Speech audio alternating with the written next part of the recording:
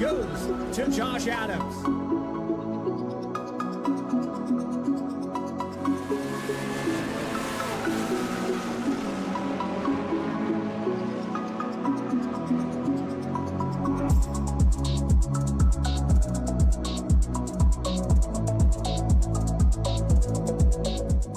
Racing isn't easy, but experiencing it is.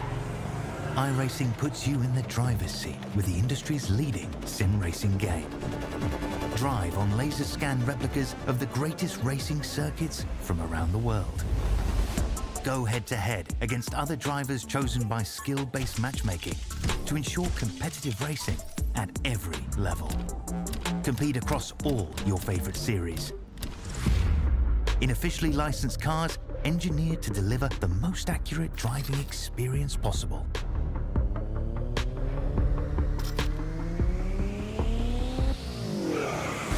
Join a race or host your own with players from across the globe.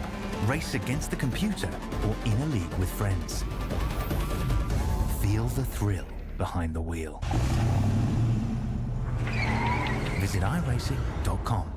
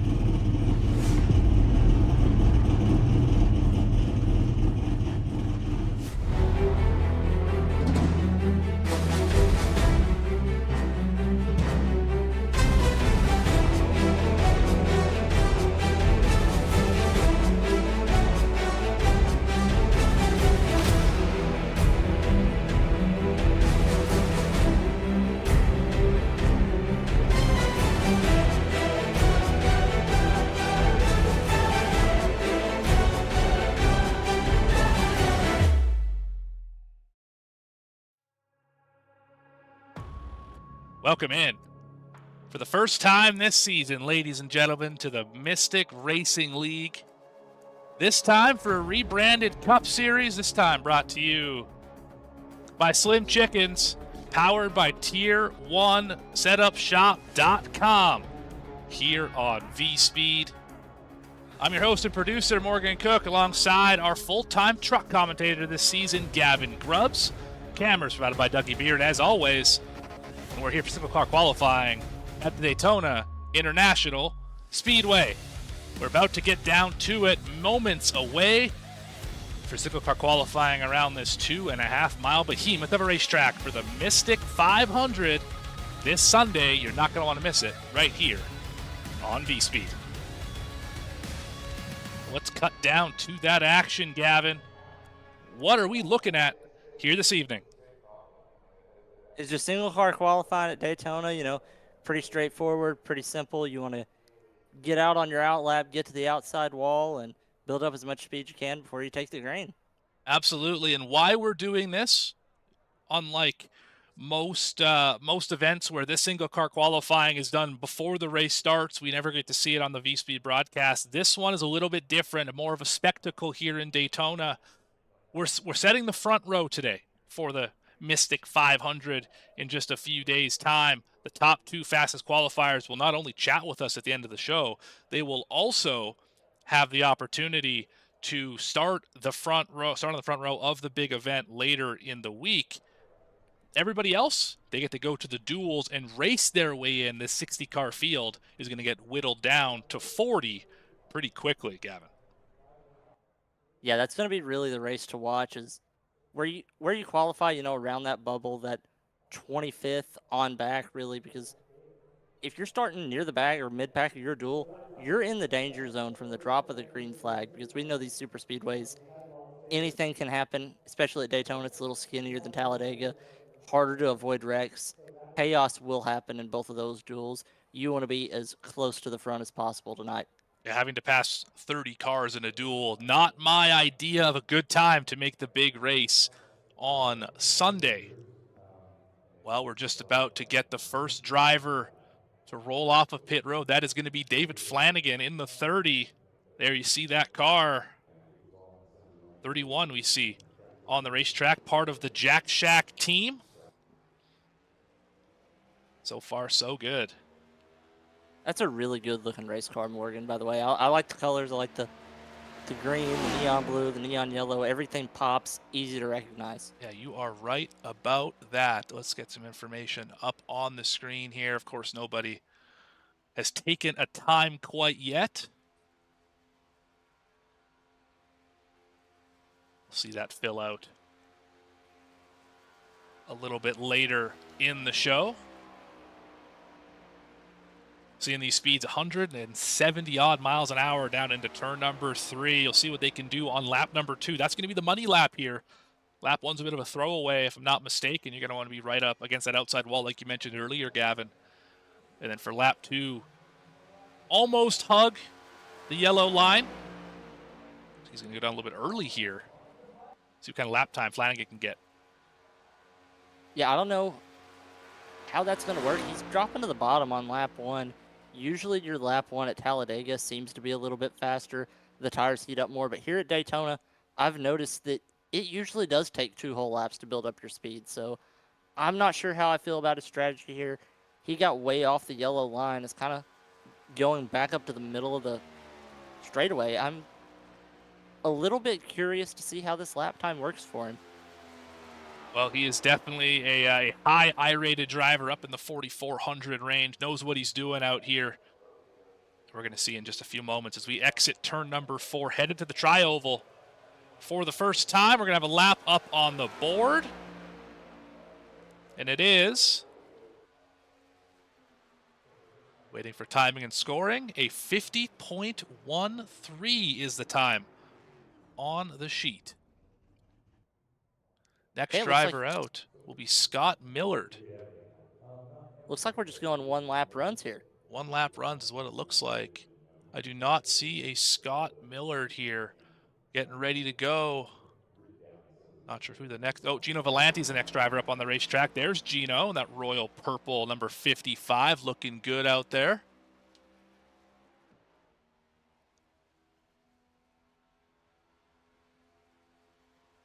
Yeah, so it looks like these Mystic Racing League guys, they're letting them get up to the top side as soon as they pull out of the pits. They're trying to get this done as efficiently as possible, giving them 1 lap, but letting them get all the way to the high side as soon as they get out of the pits. I like that. Absolutely. They've turned the qualifying settings to permissive. I heard in the drivers' meeting allows them to do some different things, but no cheesing available today. We'll talk more about that later. Gino here to, I believe that is start lap number 1. Yeah, he didn't quite take it as low through the tri-oval there on his lap, but he's getting down close to the bottom through 1 and 2 here. He's leaving a little bit of room to that yellow line. I'm wondering if he's going to be able to carry just a little bit more speed.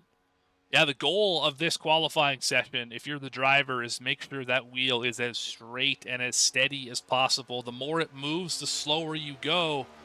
As you know, might touch 180. There it is into turn number 3. Got a good exit out of turn 2. Got that thing wound right up in 4th gear.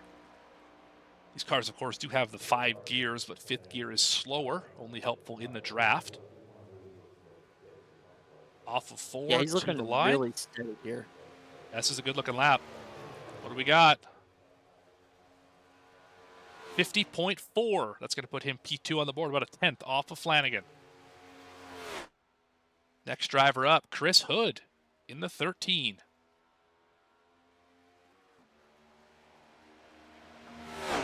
Another good-looking hot rod. Kind of a throwback paint scheme here a little bit, it seems like. I like it. Absolutely. That the Coors Banquet. Yeah. Yeah. I see that. I could go for one of those right now. It's early yet, Gavin. It's early. I'll stick to a Dr. Pepper right now. Fantastic. Fantastic. Off of turn number 4 to start the qualifying. I think on his outlap, he was able to get closest to the outside wall of anybody so far. Now, there's a fine line to walk there, Gavin. I found when you get close to the outside wall, there's a bit of an air effect as he's doing it again here. Maybe he doesn't realize that there are 2 laps, or maybe there are only 2 laps. Not really sure about that. We've been one and done twice so far, but the closer you get to the outside wall, as we see right here, he is very close to it. Definitely getting everything he can out of this racetrack. The closer you get to that wall, the more the aero effect slows you down. It really helps in the corner at 1.5 miles to keep the right side from hitting the fence, but if you get up there on the straightaway, it can basically create too much friction and slow you down that way. So there is a hazard to getting too high. Just like anything, it's good in moderation. Yeah, it seemed like it did slow him down a little bit. I was watching his speed, and I think he only got up to 179 on the back stretch, so his lap should show up, and yeah, it was quite a bit slower. Although I think he does have a second lap going here, so I think we are allowed 2 laps. Oh no, we're slowing it down. So yeah, he might not have realized we only had the 1 lap. Maybe thought there were 2. Next to Cameron Romano here in the 98.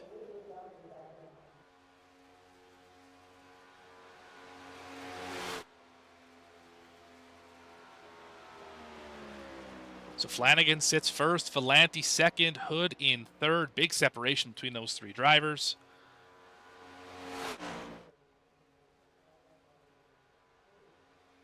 Let's have a look at the weather as well, as we have the time. Track temp 67 degrees. It's cold out there.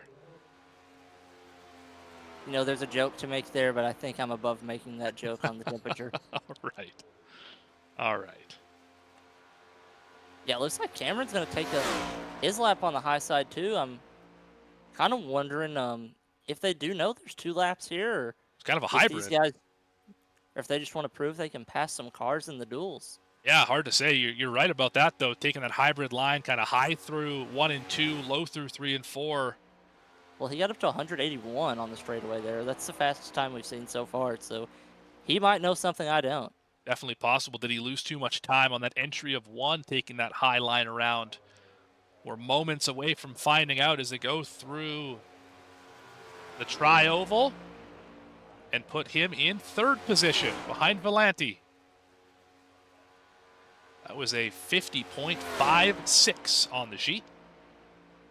I like the creativity they're going. Everybody's trying a different line here, but I think you're best off just going high on your out lap and getting to the bottom as quick as you can. Now here is a nice looking machine. The 8, the 80 on your timing scoring, 8 on your screen. Chase Mastretta, another Jack Shack racing car. Remember, Flanagan's up on the pole, his teammate. Maybe knows a thing or 2 about getting around this facility. We're going to find out here in mere moments. Right to the bottom of the racetrack. Yeah, he's doing a good job really hugging that yellow line without hitting it. I mean, he is right there on it. Every time you touch the yellow line, as you mentioned, you definitely lose a lot of speed doing that. Creates unnecessary friction and bobbling. You're absolutely right. Able to stick it down there without hitting it, that is ideal. He clipped 181 right there, and he managed to stay all the way down low in 1 and 2. If he can make 3 and 4 stick without losing any speed, we might be looking at a new pole sitter here. We're going to find out in mere moments.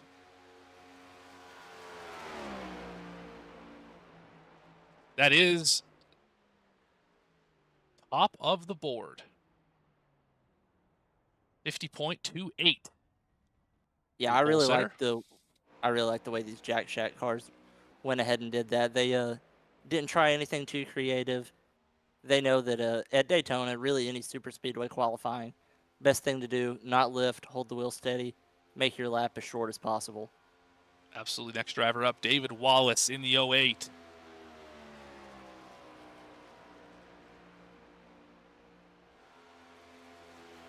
Climbs the banking into turn number 3. Simple design on that car.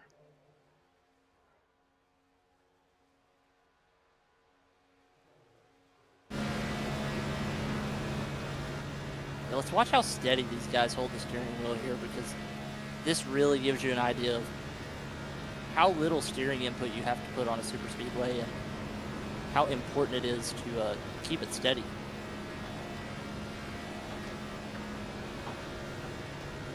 There you can see just the smallest of steering changes.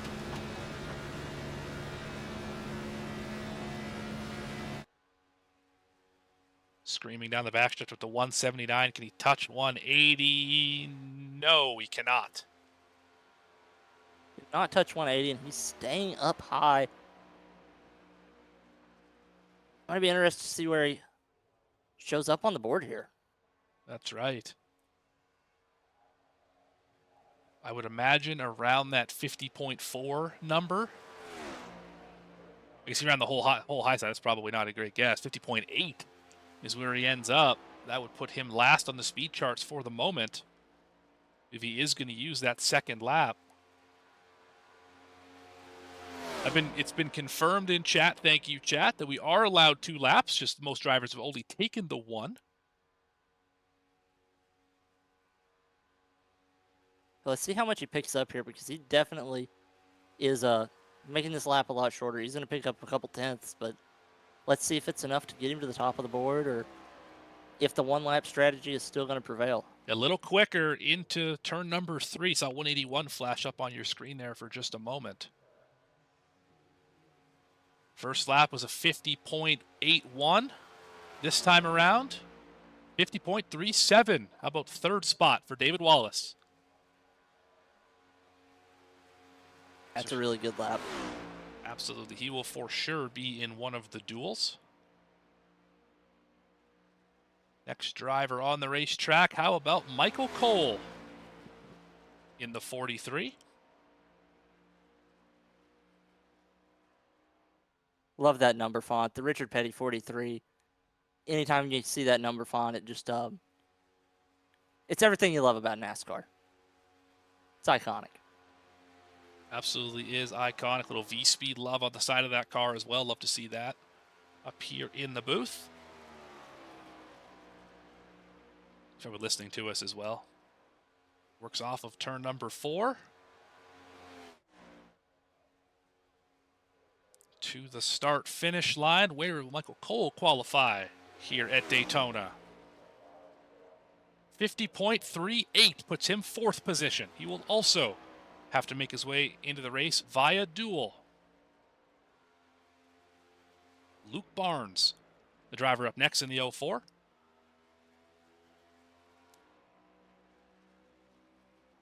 There are a number of drivers in this field who are guaranteed a spot in the big show on Sunday. All they have to do is start their duel tomorrow. Drivers who ran in the Cup Series for the Mystic Racing League last year and finished well enough in points and ran enough races. They qualified their ways in. There's 34 of them. So if your favorite driver, you've seen him here on V-Speed before in the Cup Series, chances are they are probably okay to make it in on Sunday. Everybody else is going to have to race their way in through the duels on Thursday, tomorrow, which we'll talk about throughout the show.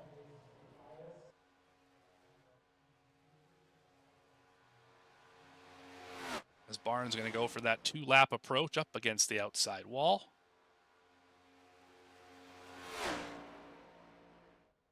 So Gavin, we're 7 cars in. What have you learned so far? If you were the driver going out in 9th, so right after Luke here, what would you say is the right way to put the fast lap down?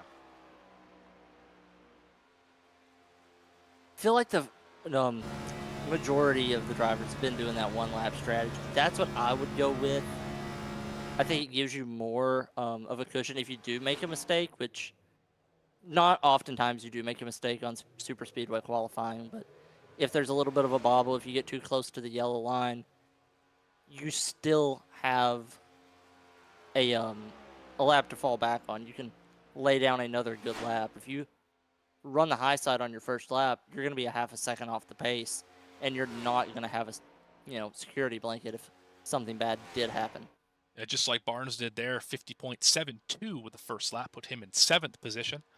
Second lap should be a little quicker. Hit 180, 182. In fact, that's like the highest speed we've seen into turn number 3 today. Well, just as I say that, he goes out on his second lap and might be proving me wrong here, because that was the highest speed we've seen tonight. I'd be curious to know if weather is going to play a factor, if wind, kind of what direction the wind is blowing here. As that does put him top of the sheet. 50.26, new pole sitter. That is Luke Barnes. He did a really good job in 3 and 4 on his second lap. He never went below 176. I feel like every other car I've seen dropped down to 175, maybe even 174. So he held a super, super steady wheel in 3 and 4 there. That's going to put him on the pole for now. Absolutely. For now, the operative word, lot of drivers left to go. We're down to Peyton Craig, driver entry number 14, out of 60, almost a quarter of the way through this one already. It has gone by rather quickly. 8 up on the board. Number 9 making his way around the racetrack. As we hit the start finish, we only get the P7 here for Peyton Craig. 50.41. Not a bad lap at all, and he's doing a really good job right here. 1 and 2, I feel like you lose a little more speed than you do in 3 and 4, and he did a good job carrying a lot of speed there. Maybe you can make a little bit of improvement, move up a few spots. Absolutely, because every position you gain in qualifying is going to increase where you start in your duel. Do you want to explain a little bit to the viewers at home, Gavin, how the duels lineups will be set here out of this qualifying session? So every driver that qualifies in an odd number will be in duel number 1. That will set the inside line for the Mystic 500. Every driver who qualifies in an even number position will be in duel number 2, and that will set the outside line.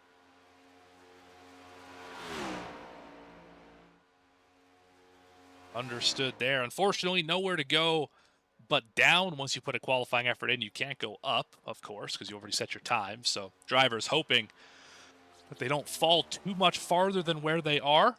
Joey Beam on the racetrack right now. He's only going to get 1 lap. He was late to roll off the grid. Race control trying to keep the stopwatch on. This will be his only lap to qualify. The lap time he puts down is a 50.3, good enough for P2. Apologize, P4 on the board. P4 on the board. Yeah, they might have given him a little bit of a warning / penalty there, but that might have just lit a fire under him because he is one of the only 4 drivers within a 10th of a second of our leader right now. Well, when the debate is do you do 1 lap or 2 and you're only allowed to do 1, it makes the decision pretty easy. You put all your eggs in that basket, no second guessing. As Curtis White takes the racetrack, I believe he is the highest rated driver in the field. Scratch that, second highest rated driver in the field. The Outlaw. Does that spell disaster for the rest of the field? Is he going to go out here and steal this one?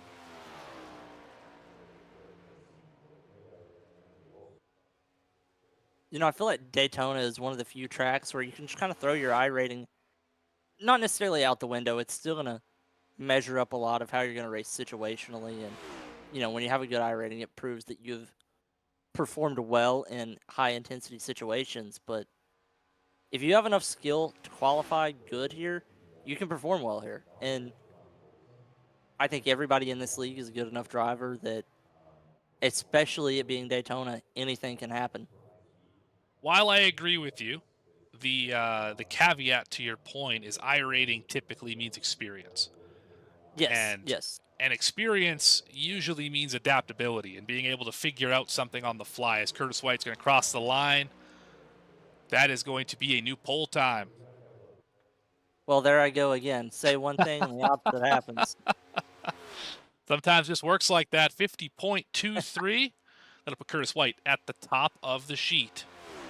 It looks like he's going to try to take another lap here, maybe even build himself a little bit of a cushion. Might as well. Nothing wrong with that. It's all just gravy at this point. If you have 2 laps, use them both. Especially if the first one puts you at the top of the sheet.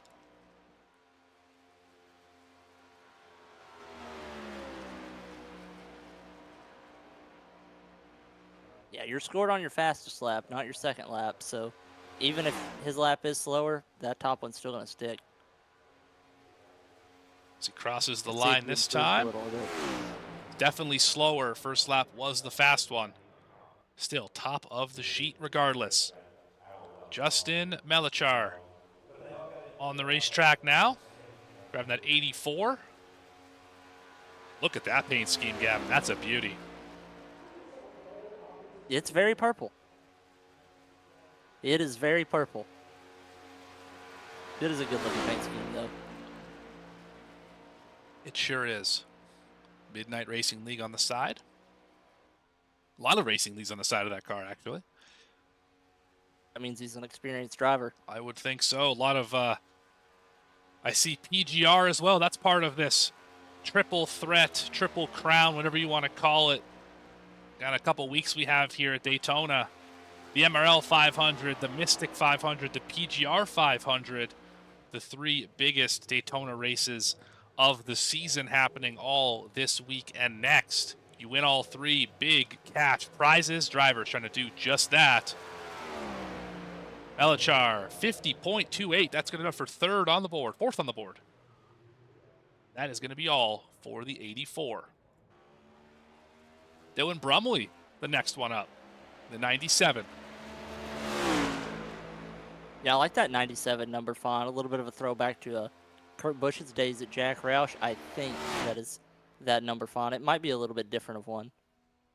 EA Sports Car, I like that. It's a throwback to when EA was in charge of making NASCAR's official video games back in the day. That was from the mid-90s all the way up to 2009. Some would say it's in the game.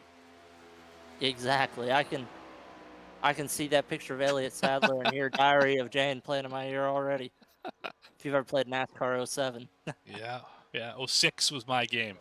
That was the one that gotcha. I spent a lot of time playing. Dylan Brumley. Cross the tri-oval. Start lap number 1 here in Daytona. 12 drivers have taken the grid already. This is a driver number 13, of course. You know, after we saw Curtis White lay down the pole time on his first lap, we see another car decide to go to the top and try the 2-lap strategy. Yeah, I was always a fan of the 2-lap strategy. Of course, that was with some fairly heavy cheesing, as they call it, so that worked out quite well. But without the cheese, it's difficult to make that work. I think the 1 lap is probably the right answer. Of course, that's sitting on the pole right now. It's a pretty easy thing to say. We continue to mention the cheese. We'll probably say what that is to the viewers at home as we go 50.7 on the sheet. That's good enough for P12 for Dylan Brumley. But essentially what the cheese, I'm using air quotes heavily, here at Daytona is you launch off pit road already in 4th gear. That's the highest gear you're going to get to. You roll at about 100 miles an hour down the backstretch, and then you accelerate off of turn 4 to start your lap. So you basically throw away the entire first lap to put it all on the second lap.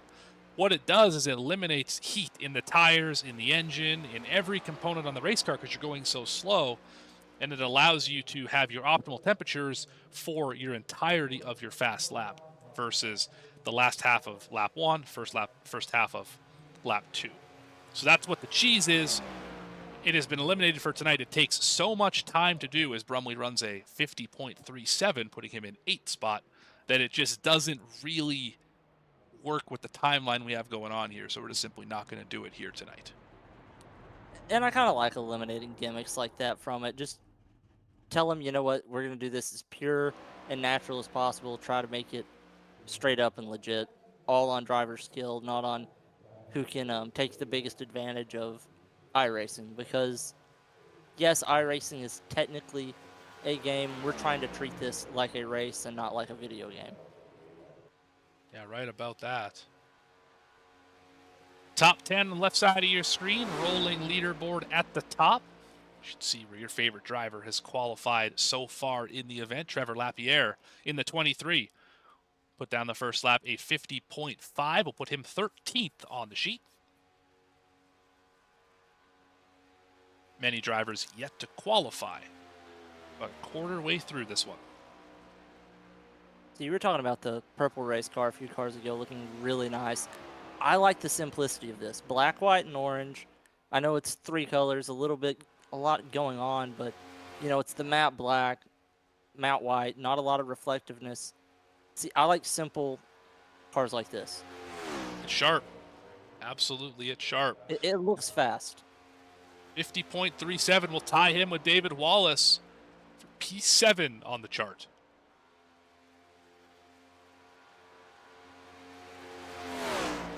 We're going to wrap up this lap. Then head over to Justin Miller, who is taking his time. Driver number 20 on our entry list. That means we're 1/3 of the way through this one. Yeah, Trevor hit 181 on the straightaway there. I don't think that's going to be good enough to get him in that top 2 positions, but he might be able to pick up just a little bit more time here on his second lap. Pit road Oh, here. he's coming to pit road, okay. Justin Miller on the racetrack, putting his time down, the 95. Bit of an error on our side of the paint scheme here. See Shady Acres matted out on that car. Good looking scheme. I think it's a good-looking scheme, as you said. We have a little bit of an error on our end. I'm sure it would be. But Justin Miller in the 95 nonetheless. It looks good on the little picture beside it.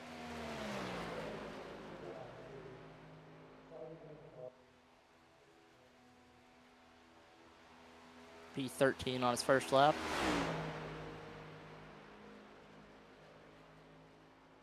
Absolutely. 50.41.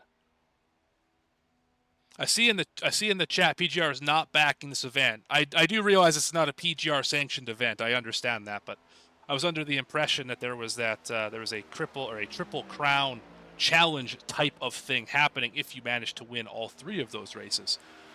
I could be mistaken on that, but I was under the impression that that is what was happening. I do realize that PGR is not hosting. This was obviously a Mystic Racing League Slim Chickens Cup Series event.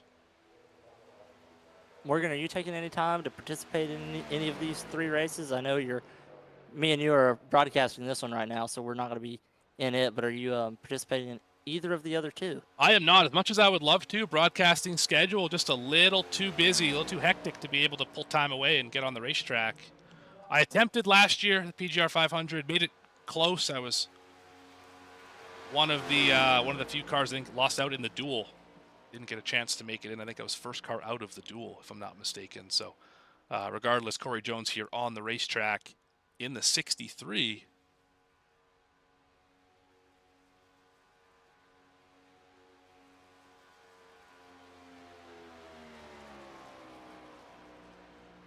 Yourself, just barely hit 180 there. So say yourself, Gavin, are you going to partake in any of these events? I think you have qualifying later tonight, if I'm not mistaken. Yeah, I'm going to try to run the MRL 500. As soon as we get done here, I'm going to go lay down my qualifying lap. I think their format, I think we just get 1 lap, so I know which strategy I'm going with. Sounds about right. 50.37 puts him 10th spot. That's Corey Jones. Going to try lap number 2, see if he can go a little bit faster.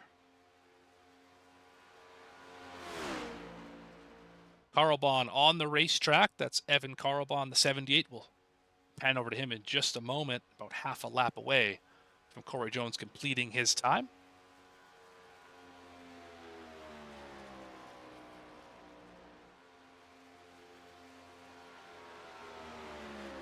Watching these cars here on iRace is getting me really excited for the real Daytona 500 here in 2 weeks. Absolutely. Love to see cars on racetracks. That lap time, a little bit slower, 50.41. Hand over to Evan Carlbahn, another Jack Shack driver.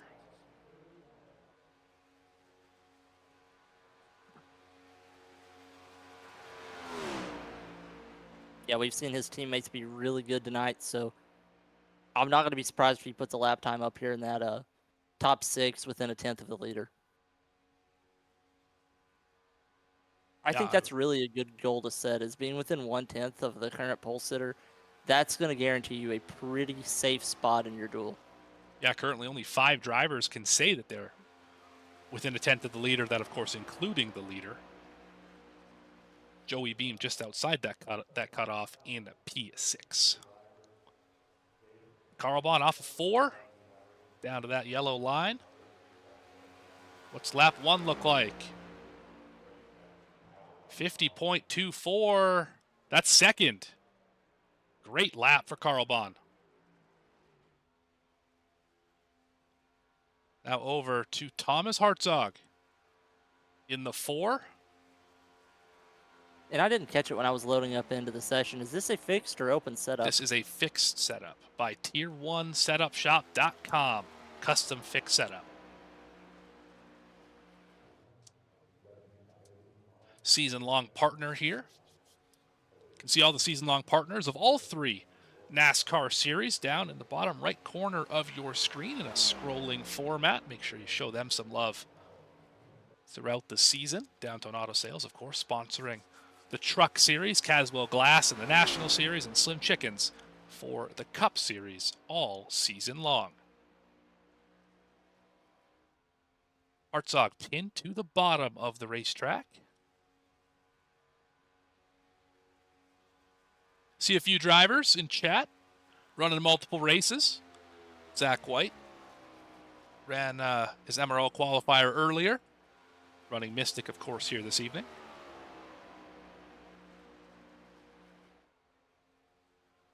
Yeah, that's always a good thing to do, is try to participate in as many of these events as you can this weekend, because the more laps you can get in these cars, the better you're going to feel when you get to your main race of the week.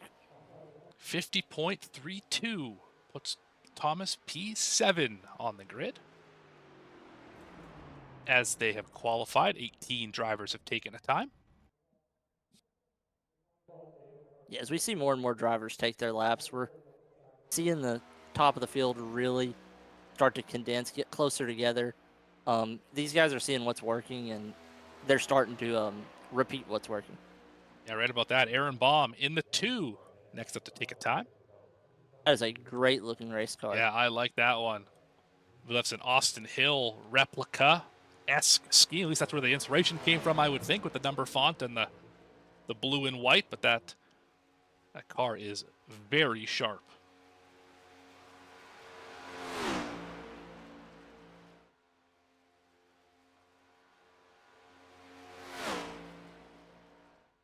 Looks like he's going to be one of the guys that's going to go for a 2-lap strategy.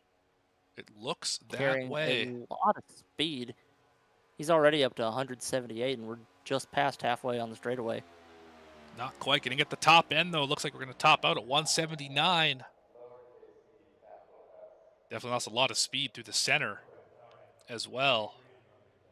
He got a little close to the wall. Looked like he probably had to jerk the wheel a little harder than he wanted to keep his momentum there. Yeah, got to be smooth on the steering wheel, certainly. And to me, that's another advantage of the 1-lap strategy and getting to the bottom as soon as you can. You don't have to worry about getting into the wall. Sure, you do have to worry about hitting that yellow line, but that's up to you on how close you can get to it. A few other drivers saying they're going to try the PGR 500. Best of luck to everyone participating in all 3 events for the next couple weeks.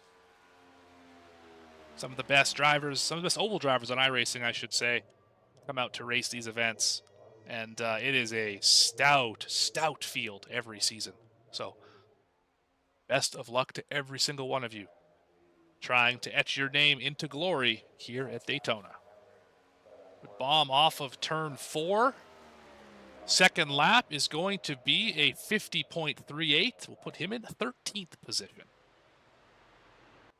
Yeah, not a bad lap at all, but he just seemed like he wasn't as steady as some of the guys really close to the top of the board.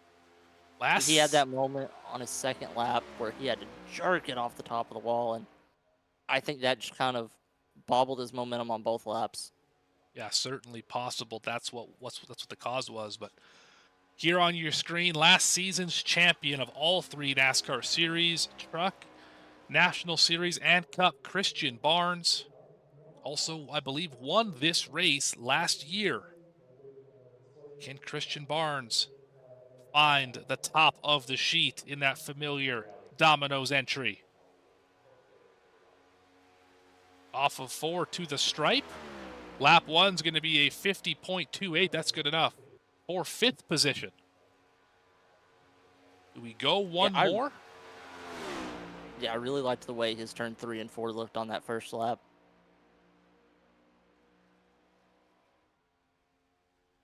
It seems to be that the entry of 3 is where we're really able to tell if it's a good lap or not. How well you roll turn 2. And then I've noticed the great drivers so far, top of the sheet, have all been able to hold about 180 miles an hour all the way through the corner here, 179. That's going to be pretty close to it. I don't know if it's going to be faster or not, but still should be a good lap here for Christian Barnes. So chopped the exit a little bit, lost some speed. You can see the mile an hour dropping. Off of turn 4 to the tri-oval. A little slower that time. 50.33.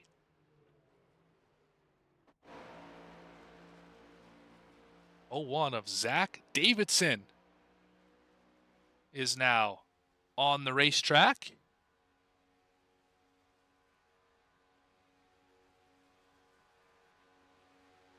Oh, apologies. Brett Wynn won last year. My apologies. I have my Mystic history incorrect. The broadcaster isn't always right. Brett Wynn, the winner of this race last season. Thank you, chat, for correcting me on that. Appreciate it. He managed to hold 178 miles an hour through the corner here. I think his lap is about to look really good. It's a good lap. P4 for Zach Davidson. 50.27. Not even half a tenth shy of the pole.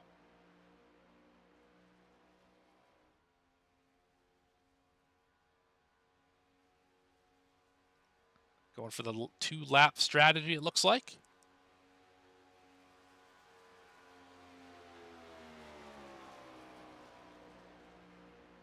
Zach is driver 26 on our sheet. Next up, Charles Robertson. Just took the racetrack. Pan over to him in just a moment.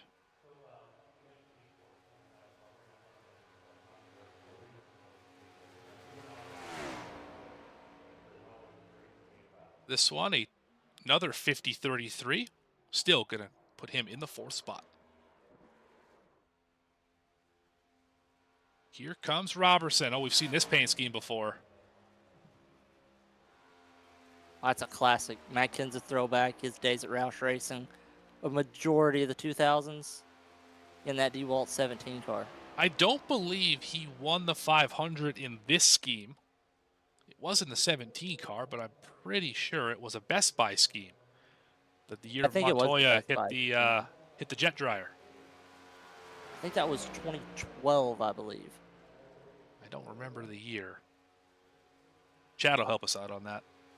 Oh, yeah. I'm sure I think it was 12, but... Well, I know Trevor Bain won it in 11. I was there in 2010 when McMurray won, so it wasn't either of those years. And I believe Junior won in 13, so I think you're right. I think it was 12. But again, chat will correct us. I am sure of it. Regardless, Robertson having a great lap here. Putting one together through 3 and 4. He's able to hold 178, even 179 a little bit. Did not bobble out of turn 3. That's a really good sign. 50.28, good enough for 8th spot. We're getting quite crowded around that 50.28 number. There are 4 drivers who have run a 50.28. That's 5th, 6th, 7th, and 8th spot, all right on top of each other. We're going to see that all night. The slightest movement of the wheel could separate you and the 5 spots above or below you. Junior was Chat's got it for us. Junior was 14. 2012 was the Monday night one. Jimmy Johnson was in 13. Okay. Thank you again, chat. Big props. Big props.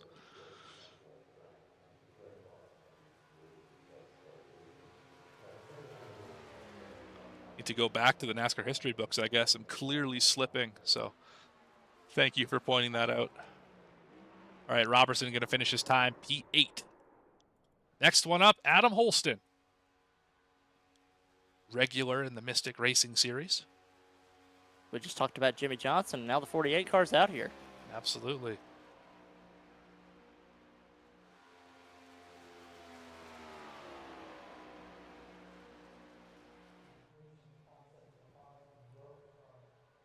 So far, top two, Curtis White, Evan Carlbahn. Can Adam Holston knock either of those two off the top spot? 50:29 is the time. P9 is where Holston's going to go.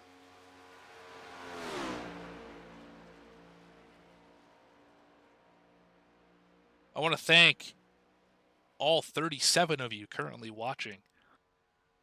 Incredible to have every one of you along on board. I want to know how many of you are trying to do double or triple duty in these MRL, PGR, and Mystic 500s. Do let us know. Curious to see who is attempting to do multiple duty here. This Holston works lap 2 out of turn number 4. This lap, a little slower, 50:39 on the sheet. Still 9th spot for Adam Holston. Austin Sale in the 3 is next.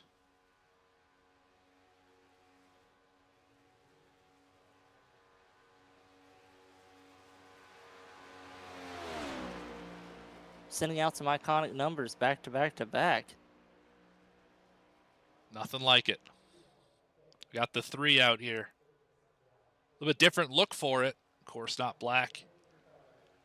Good wrench on the hood. This one's got flames. Flames must be faster, right? P13. Flames add 50 horsepower to every car they're on. P13 on the sheet, 50.36. Lap number 1. He needs more flames. More flames. Need more flames. Absolutely. He drifted up a little bit high in turn 2 there. I don't know how this lap's going to end up for him. Yeah, a few drivers pulling double duty. We got some drivers doing PGR in this one, some drivers doing MRL in this one. Cochran just got back from Longhorns. He's ready to go. He's going to go 59th here. He's got a little ways to wait yet. Last car, Sam Horse. He's got a long ways to go as well. What do we got here for Sale? 50:42. Little bit slower than he just ran.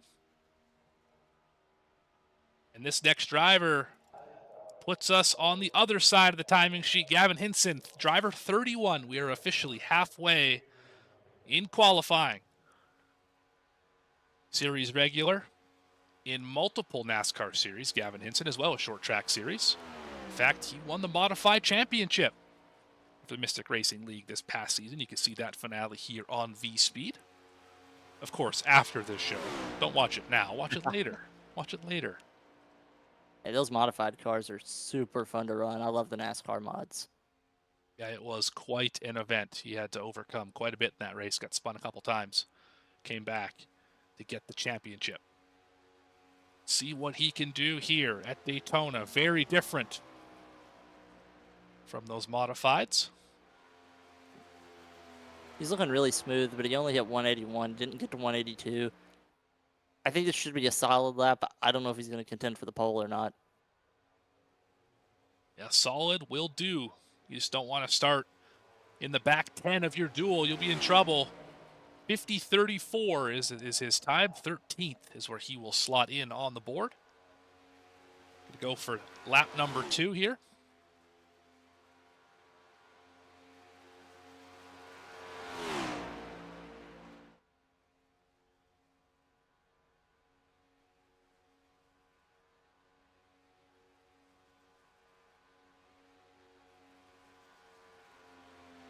He had a pretty clean 1 and 2. Let's watch his speed right here, see how high he gets up. 181 again.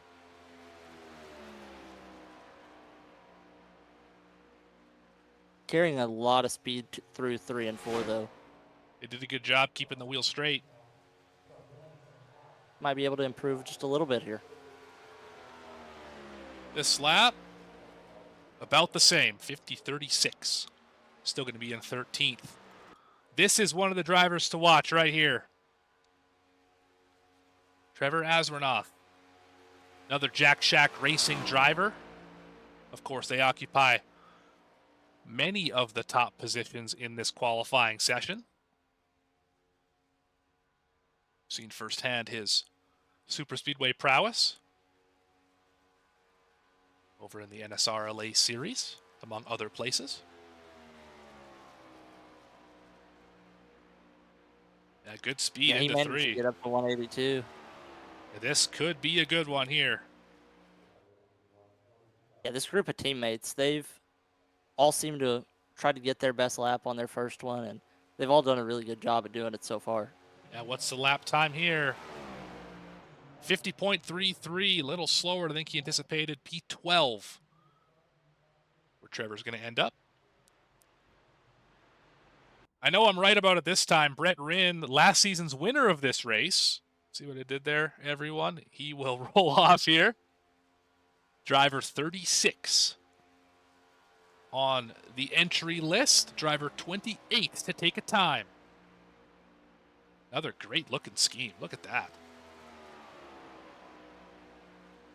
I don't know if you can tell this about me, but I like blue race cars a lot. Yeah, I've noticed that, Gavin. You're right. I've noticed that. Blue looks fast. Blue does look fast. That's right. That's right. Let's see if it'll go fast, though. Right about that. Drops right to the bottom. I think drivers starting to learn the one-lap strategy is probably the right one to employ here.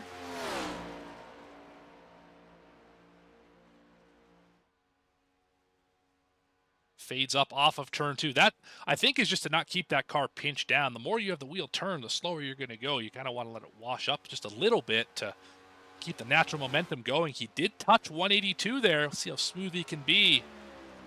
Oh, this is looking really nice for Brett Rinn. It is looking really good. And also letting it wash up makes your entry to turn 3 a little steadier, where you're not already on the yellow line and you don't have to work as hard to keep it planted. This looks good. Another 50-28. That'll put him P9. That was a good lap for Brett Rinn. It was 1/1000th off of being in 8th place. Yeah, that entire group from 5th down to Brett in 9th is just so incredibly close. Haven't seen a driver go faster on lap 2 yet. Not when they didn't throw the first lap away, I should say, taking the high side. Yeah. Get a little caveat there. Yeah, the wind is definitely not helping some drivers out here. Of course, that wind swirling, that wind changing direction. If you get a tailwind down the back, you're laughing. You get a headwind down the back, you're probably not having a good time. Crosswind down both straightaways, that's less than ideal. 50-34 for Brett Rinn right there. Now, how about the driver whose name is, in fact, Daytona? That would be Daytona Cross. How can you not root for a name like that? 00. Up in gear 5. First time we've seen a driver up in the 5th gear today. You can see the RPM's a little bit lower. Not sure if that will translate to a better time or not. Hey, his name's Daytona. He knows what he's doing. You think you'd have to assume he knows what he's doing.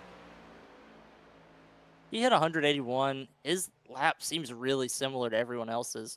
So I don't know if the 4th or 5th gear is really going to take that add or take away anything. Let's see. 50-30. Good lap. That'll put him P11. And it might also help keep the engine a little cooler and maybe improve your second lap as well. Yeah, I'm not sure, actually. I never thought about it that way with the temperatures of being in 5th gear. I just thought about the drive up off the corner. So, of course, once you straighten the wheel out, you start to gain speed back. Being in 4th gear, you theoretically gain speed back faster, being a shorter gear. But, yeah, maybe you're right. Maybe we just found the new meta here at Daytona, 181 into 3. Will Daytona Cross find a little bit more? This lap feels a touch slower.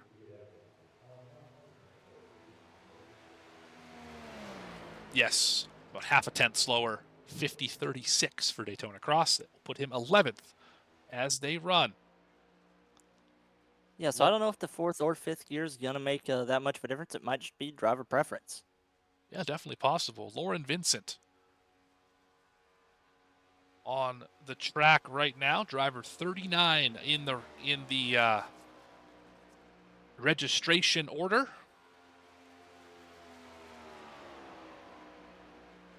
Not many drivers left in the session.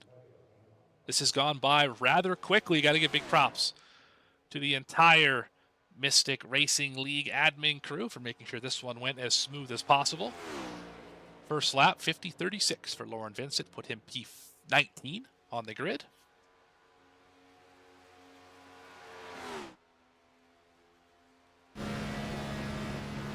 On board? Yeah, I think so. Yeah, his onboard does look really steady.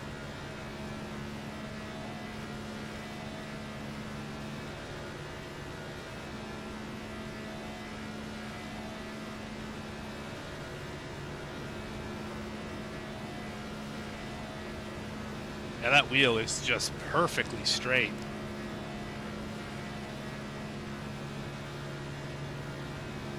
And with as little wheel as they're putting in, I kind of think they're running a smaller steering ratio and not a bigger one, which you would think running a bigger one you could have a little more room for error on your wheel, but maybe the smaller one makes the wheel feel heavier, makes it easier to hold steady and less floaty. Yeah, hard to say. Vincent, a little faster on lap 2. 50.35 will put him 18th. Driver up right now, Gary Greenlee in the 36. I wonder if Dubby is a sponsor of this car. I'm not quite sure. You can only see it 3 times in that one shot. Good looking scheme nonetheless.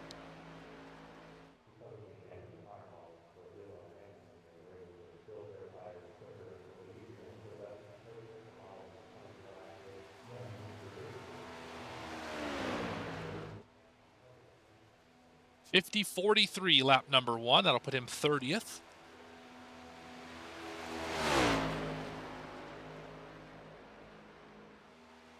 And he's going to bounce it off the yellow line there. That's not going to help. This lap is not looking great so far. It's not ideal, but you do have that duel that you get to run, so he has one way to go, and that's going to be forward. That's right. That is absolutely right.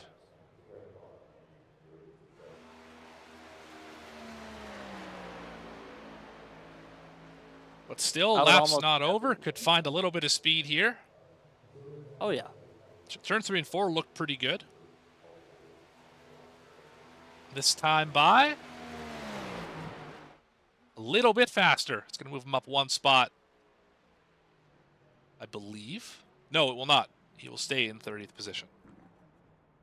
Driver on the racetrack now is Clayton Good in the 91.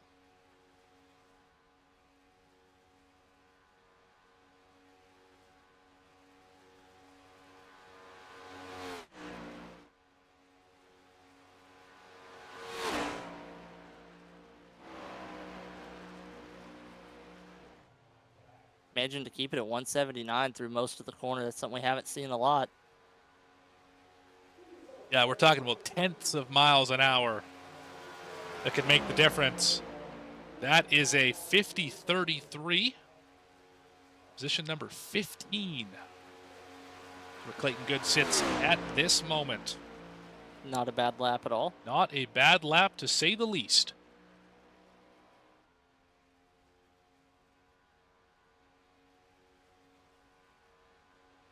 And you were talking about the wind earlier. That's one thing I feel like I've noticed is a lot of those fast laps were right there pretty close to around each other when they went out on the track. So wind might be affecting these times just a little bit.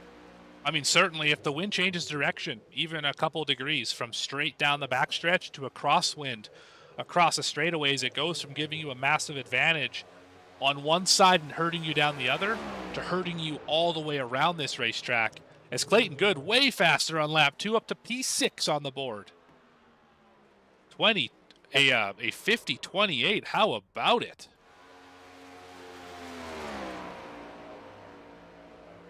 That's a really fast lap. It's an incredibly fast lap for lap 2. Well done. Christian Warsham finds himself on the racetrack now. In the 8, I believe this is his first iRacing start, if I'm not mistaken. Yeah, we're getting a confirmation 1,000% the wind is changing. I believe that is why. Yeah, he's at 182. I believe that is why the 89 was not able to crack into the 2s like his teammates were as the wind changed, being so much later than the rest of his teammates in the qualifying order. Warsham, how about a 27? That's a great lap. That's good enough for P5 at the moment. You said this was his first start in any of our leagues here? I believe this might be his first iRacing start, period. Based on the safety rating and iRating being at the 1350 and rookie 2.5 levels. If it is, heck of a wheelman we got here in the 8.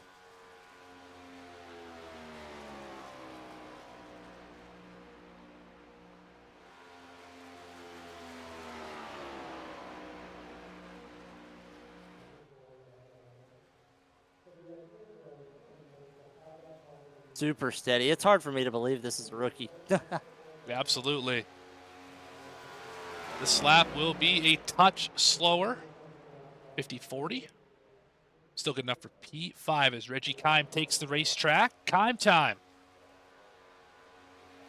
With the Evernham number, which doesn't show up. There it is. Only one number on this car. And Jordan all over it. I want to make mention of something that's in the chat, just so that it gets some airtime. The 36, Gary Greenlee. Number was for his father. It was his birth year. He was in AOPA/Aircraft Owners and Pilots Association. Passed away this past November. Great tribute for Gary Greenlee. Went out just a few cars ago, but here now is Reggie Kime on the racetrack off of turn number 4. Well, let's see if it's Kime time or not. Is it Kime time? Oh, that's a good lap. 50-28. P7. I believe it is. It is Kime time. Oh, my goodness. That is one thing that his competitors will say about him. Kime turns it up on these super speedways, just knows how to get around these places, has a bit of a knack for it. Showing it here in qualifying.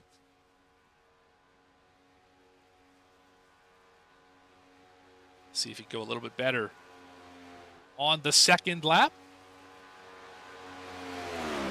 Not quite as fast as some down into turn number 3.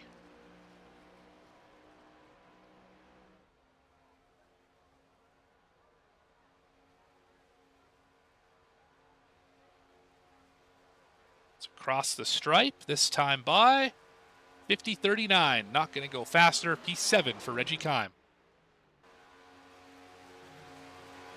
How about the title sponsor car? Slim Chickens number 34 of John Ullman. Slim Chicken sounds really good right now. It sure does. It sure does.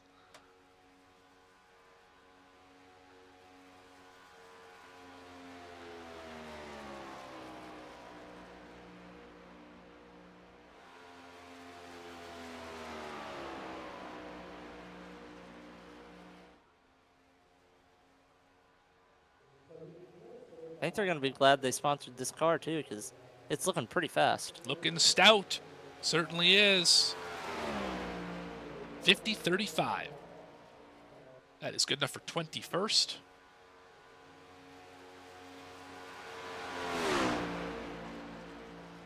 Gonna go for lap number 2, see if we can make it a little bit faster. Yeah, 21st isn't ideal, but there's also... It could have been a lot worse. Could have been.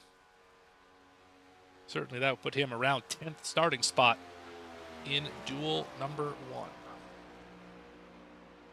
Yeah, as we say, 21st isn't a lap that's ideal. He's only a 10th off the lead. I mean, this is a really, really competitive field, which we always see that at super speedways. That's somewhat interesting thing about super speedways. It seems like the longer the racetrack in ovals and the shorter the racetrack in ovals, the closer the lap times get together. Is this second time by a little faster, 50-33, going to put him 18th. Good pickup for Ullman. Now yesterday's ARCA winner, the Mystic Racing League, Zachary King, so long as I understand who's typing to me in chat, so hopefully I got that one right. Regardless, Zachary King on the racetrack right now in the 51, that Cody Ware-inspired 51.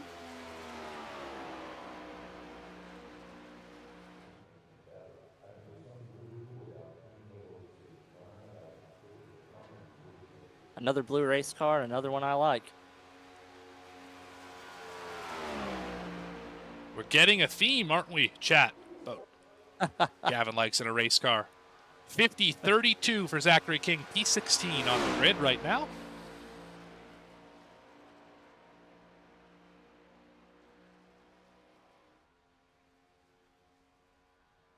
Looking good so far.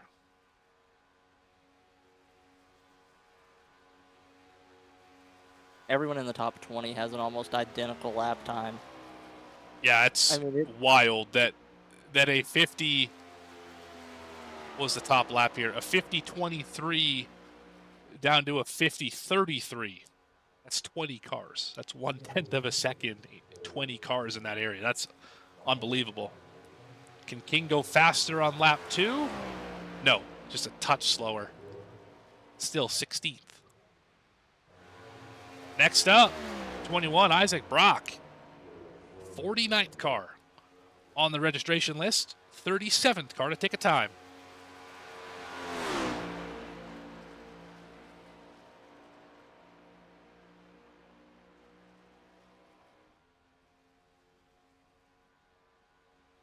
So I'm assuming cars that do not get to take a time will still be eligible for the duel. They'll just have to start in the back. That is correct. Okay. That is correct, yes. I believe they will start in reverse order of registration in their duels, if I'm not mistaken. But we will find that out tomorrow right here on V-Speed. Stay tuned to watch both of the duels as we set the field for the Mystic 500. Same time, I think. Same place, for sure. Isaac Brock with a 20.99 for 14th fast on the speed chart. I mean, he only picked up a few thousandths from our last driver, and he's 4 spots ahead. Yeah, absolutely I mean, right. It's so tight. Like, so tight. I mean, you would almost think this has less to do with driver error and more to do with track conditions and luck. Yeah, the wind is obviously playing a massive factor. Let's check the weather once again here. Air temp's gone down. Track temp stays the same.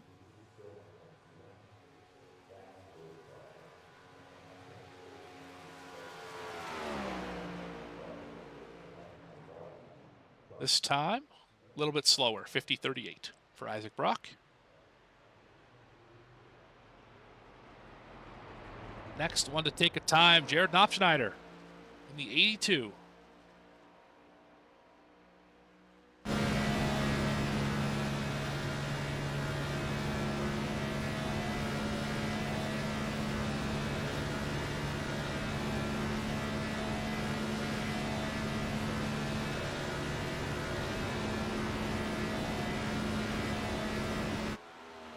He hit 181 very briefly, but you saw in his in-car, he was bobbling that steering wheel just a little bit down the straightaway. Going to be interesting to see if that affects his lap time at all. Yeah, it doesn't take much. Does not take much at all. Lap number 1 for Knopfschneider. Another 50-33 for 20th fast.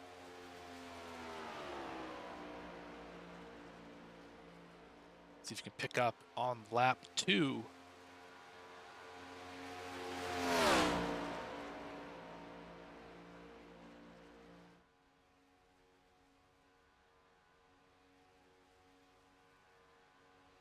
Yeah, that car is darting left and right down the straightaway. That is not going to help the speed. Need to be laser straight down these straightaways to be able to make optimal lap time. You almost just want to take your hands off of the wheel. You don't really want to do that. Don't do that. I would not advise. Force feedback, would not advise. This lap will go a touch slower. 50:38 for Knob Schneider. Now it is the Tier1SetupShop.com, number 19 of Caleb Hunt. Of course, providing all the setups under these cars today. Hautala Designs making that beautiful 19. Now, I know it's not necessarily a traditional blue, but what are your thoughts on the teal cyan look of the 19, Gavin? I like it a lot. I don't know how I feel about the reflectiveness on the black. I like a matte black, matte white look to contrast with kind of a neon color, but I do really like the reflective numbers on the sides here. I think that's a nice touch, especially on a night race. So anything in the blue family seems to be okay with Gavin. Caleb going to run a 50:29 for 13th fast on the speed chart. Good lap for this late in the going. See if he's got a little bit extra in that 19. I don't think I've complained about the way any of these cars have looked. And it's not really our place to either, is it? No. Especially when they're fast. And we are in the final 10. Off of turn number 4. Does Caleb have a little bit more in him to crack the top 10? Get a great starting spot? The answer is no, a little bit slower. 50:31 on lap number 2. Now, Mr. Caswell Glass Company himself, Brad Nelson, on the racetrack right now. Of course, the sponsor of the National Series. Yeah, he did a good job getting to the bottom on his first lap. Going to be interesting to see how much speed he can pick up on the straightaway. That's really going to tell us a lot about where he's going to stack up. We'll have a good idea here at the entry of 3. Absolutely. Middle of the pack, entry speed into turn 3. Again, the wind probably not helping many of these drivers. Bobbled a little bit in turn 4 there. Had solid entry speed. I think it's going to be a respectable lap. Yeah, 32, which puts him 20th.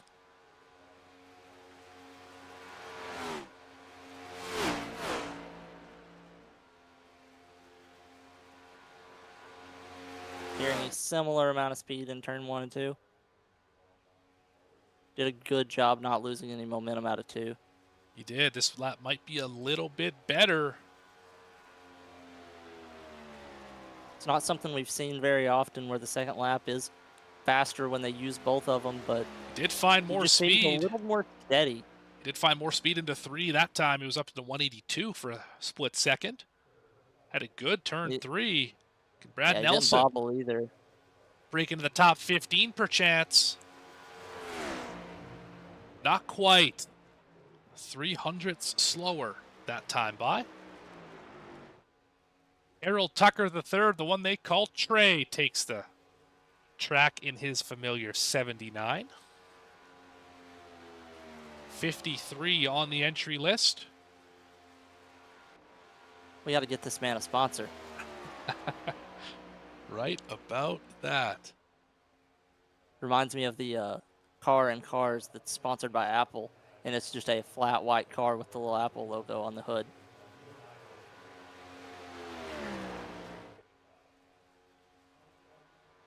Whatever works.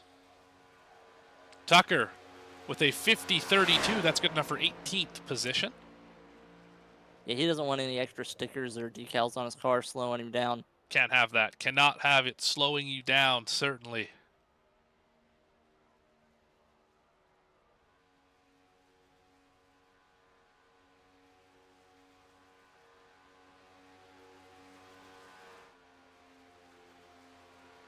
We're having a couple painters in the chat having a bit of a squabble. I think you've upset them, Gavin. I like the simple car, but Tucker across the line. Can he improve on the 50.32? No, 50.43 is his lap time. 18th is where he sits for now. Michael Wade on the racetrack in the 5. As that car screams by through turns 1 and 2.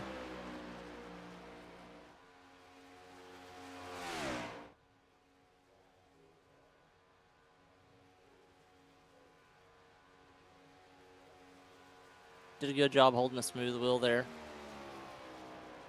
He did.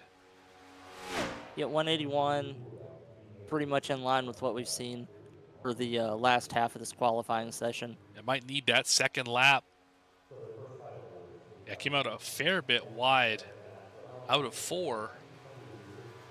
At the stripe, we are 50.30. Puts him in the 17th position. Pretty much in line with everyone else who has run here in the last 10 or so cars. Kind of ended up around that same time.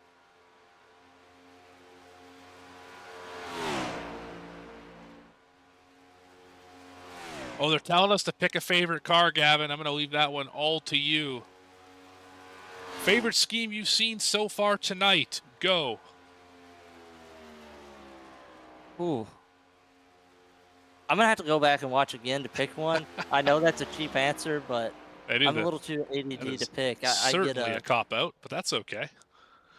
Well, every car I see that comes out next, I'm like, ooh, I like that one. Yeah, I like that one. We take those here. I'd say so far, the one that really catches my eye is the 2 of Aaron Baum. Is Michael Wade's going to go with a 50.30, gain 1 spot up to 16th position, just past Daytona Cross. Zach White, the driver on the racetrack now in the 77. I know it's not blue, but what a nice looking scheme that one is.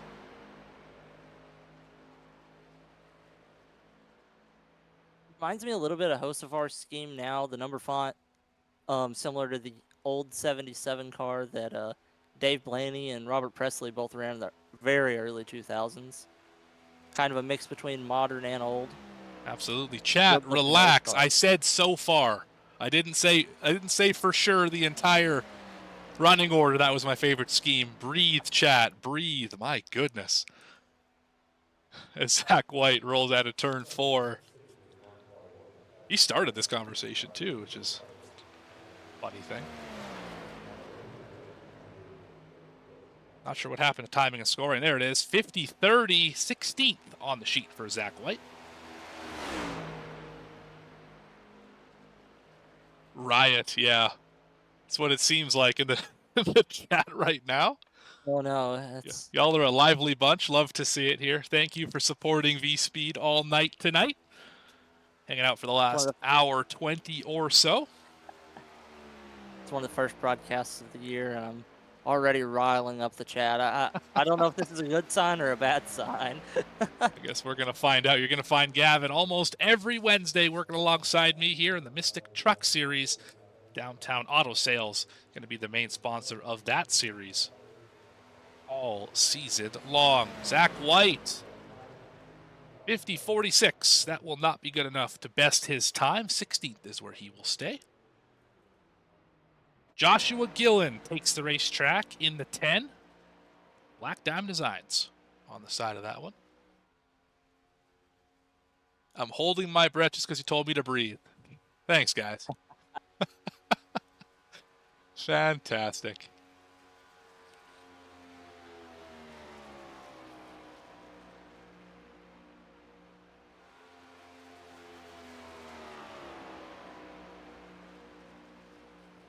Doing a really good job holding a steady wheel. I was just going to say that. Looking good so far. Absolutely.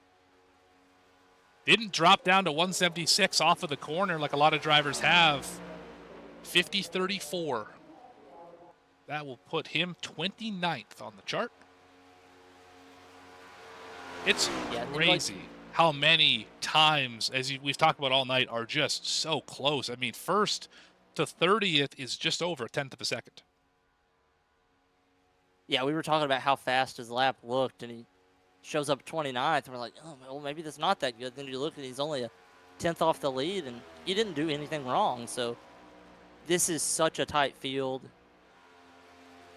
You got to look here. He seems to be holding it a little bit lower on the track than he did on his first lap. He might be able to pick up 100th or so here. And that's what we're talking about, is being able to pick up just 100th. Yeah, we're talking about the smallest of margins here.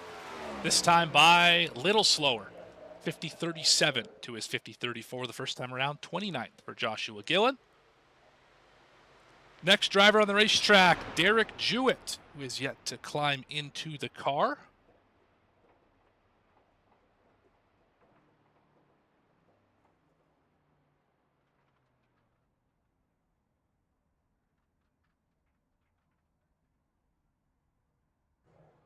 I'm not sure where our next driver is. Yeah, but I mean, take a look over there. You have the whole top 20 on the board on the left side of the screen now, and look how close everybody is. Now, 20th to 30th, it's right there too. Yeah, lap times are just Full insanely field tight. rundown. Even, I mean, back to 40th 40th position even. is just under 0.2 of a second. That's just unbelievable. 43 cars within 0.2. Sam Horst now on the racetrack. Let's get over to him. I've ran several official NIS races with Sam. He's a pretty good super speedway racer. He's one of the guys you would trust racing around, not going to do anything crazy. He's going to put himself in good positions. Yeah, He can hold a 6 steady wheel. on the side of that one. Oh, 45, lost connection. He'll be back in just a moment.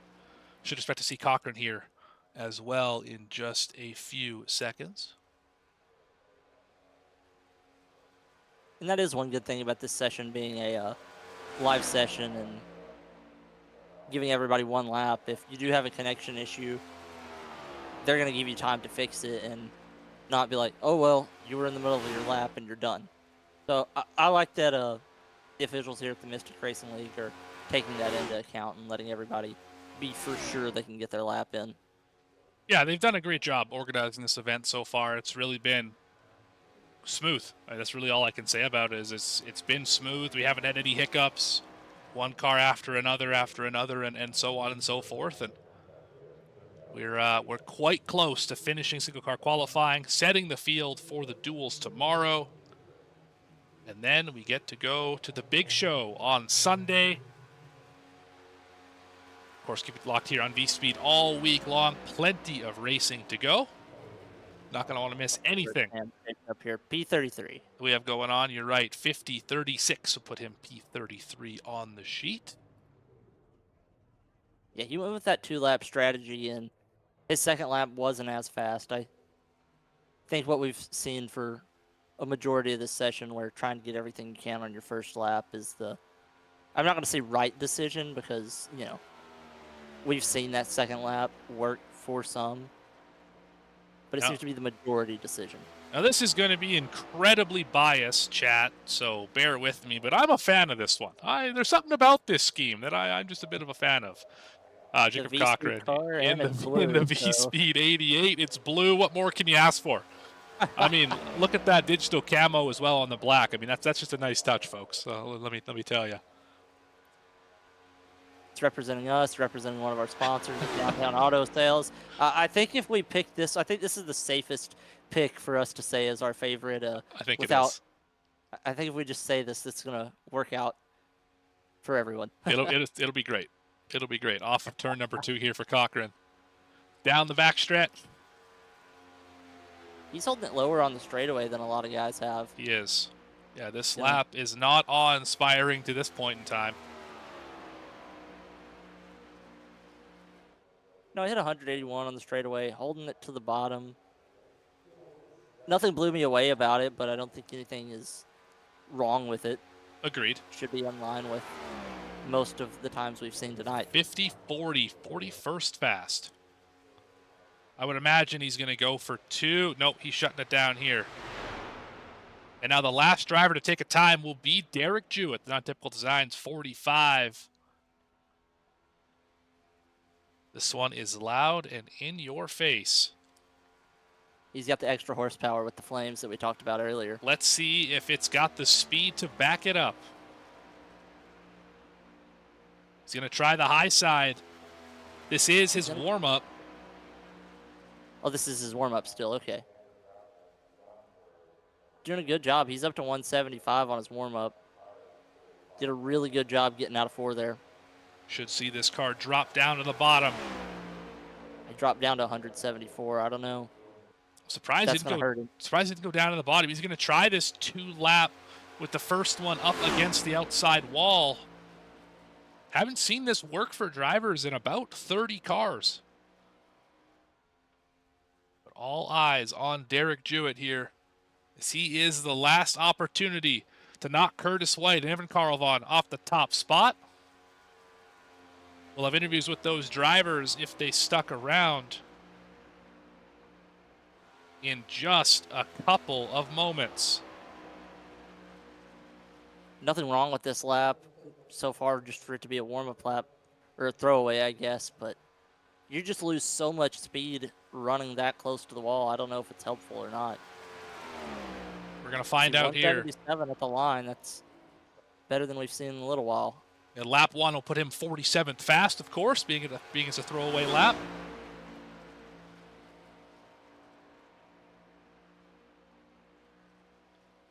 Did not get a great run through 1 and 2. See if you can pick it up down the backstretch. He didn't seem super steady with his transition from turn 2 to the straightaway either. No, failed. They got the 181 that time.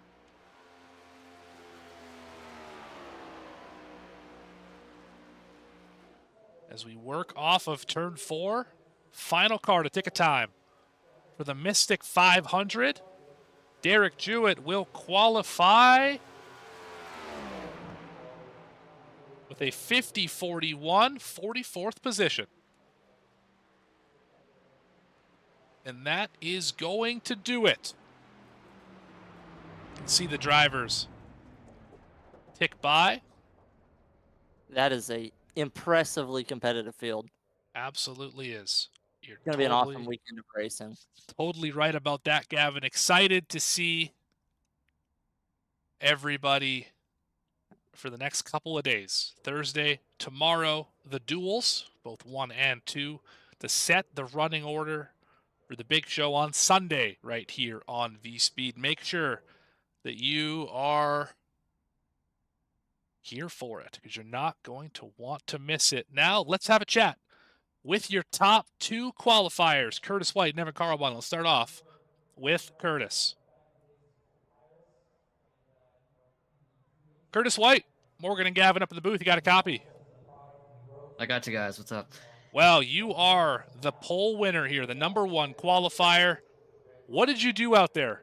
How did you end up getting the pole over what was a very stout field today? Just staying smooth. That was kind of the main goal with qualifying here. So not really when it comes to super speedway qualifying, when all you really do is just kind of ride around the track full throttle. You have to find other ways to try to gain speed when there's not really much you can do. So really all I could really focus on was just stay in my line for the outlap, like not scrub up too much, because I see a lot of guys were going all the way up against the wall, slowing themselves down. I was trying to make sure that give myself a little bit of a car width, so that way I'm not slowing myself down on the straightaways and just easing my car into the turns and not trying to like make it do anything, like just kind of let it ease in. So like the less input that I felt like I needed to make, the faster I was going to go. All right, well, clearly you did exactly what you had to do to put it top of the sheet. Gavin, you got anything for a pole winner? That was a really impressive lap. Now that you have a security blanket for your duel, do you think you're going to be one of those guys we see in real life in NASCAR kind of drop to the back, or are you going to take advantage of all the extra laps you get and really try to mix it up with these guys? I don't know. I kind of just, when it comes to the race, I kind of just feel it out first. And if I feel comfortable up front, then I'll probably try to stay up there. But, I got you. 200 miles, or 200 laps for a 500-mile race. That's a long distance. Don't be surprised if I do drop to the back early on, because that's kind of been my usually is my thing when it comes to super speedways, because I Yeah. don't like to be I No, don't want to I be in the eye of the understand. storm for too long. So if I get a chance to kind of hang back for a little bit, I'll gladly take it. But no, I'm glad to get the pole. I was kind of worried that my lap wasn't the greatest, even though I felt like I did everything I needed to. I was 3 and 4. I was like, man, I feel like I could have ran a little lower, but like it worked out. Everyone was kind of talking about the wind. I haven't really looked at the wind distance yet when I ran, but ever since I finished, I was kind of looking. It's been kind of around the same from like 8 to 12 miles an hour, about pointing in the same direction. So I don't really think the wind had any factor in it. I just had to be as smooth as I possibly could, and it worked out. Yeah, Yeah, certainly well, you did a did. great job on your lap. Certainly did work out for you. Curtis, you gonna attempt any of the other races this week? The MRL 500, the PGR 500. What does your racing outlook look like here for the next few weeks? No, it's just gonna be this one. Hey, nothing wrong with that. Last question here. Who do you want to thank? Who do you want to shout out? Poll time here for the Mystic 500.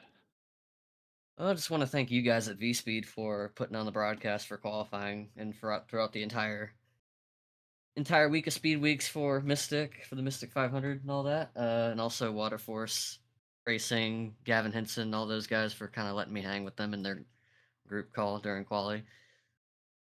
And shout out Brandon, shout out everyone that's in charge of this whole deal, putting it together. Got a lot of people on the entry list, and they've done a really good job putting this whole event together, making sure everything's in line and all that. So, and shout out to NASCAR, I guess. I don't know. Shout out to Daytona for existing. That's awesome. World Center Racing. Absolutely. Thank you for your time, Curtis. Congratulations on winning the poll, and we will see you later in the week. Thank you, gents. Take care. That's your poll winner, Curtis White. Now on to second position. Familiar face, Evan Carlbon, Morgan and Gavin up in the booth. You got a copy. Hello. How are you doing this evening, sir? P2 out of 46 to take a time. You said 47 to take a time here tonight. What are your thoughts here tonight? And I kind of got blessed with however whatever I ran, whatever I did, I kind of got blessed with it because I did not certainly feel that fast. When I found out that I ran a 2:47 to everybody else's laps, I was like blown away. So all in all, just I guess I got a hot rod. I'm locked into the show. A spiffy paint scheme to get some TV time with. A bunch of all that. That's all I got to really say. I have to get to work really soon, so I was just waiting for this interview, and I'm just gonna go head out.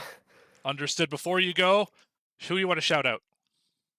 Shout out to Jack Shack and Midnight Racing League boys. We were all on a call. We were conspiring how to do this qualifying. We were we were all saying like, what's the best way we can get the most speed out of our cars? Turns out it was just the wind. The wind really like carried us. If you went early in the session, you had an advantage to the guys that went later in the session. But other than that, it was just like, yeah, it was just a bunch of luck that played in my way because I'm not known for qualifying really good at super speedways. I'm known for doing super speedways. I'm just not known for qualifying really good. So it feels good to lock myself into a pretty big race with some prestige to it. But yeah, now all I got to do is look forward to Sunday night, and I'll make a show for y'all. So. Love to hear it. Well, you go get to work, Evan. Thanks for your time. Congratulations on qualifying P2 here this evening. Thank you. You bet. That's a second place qualifier, Evan Carlbon.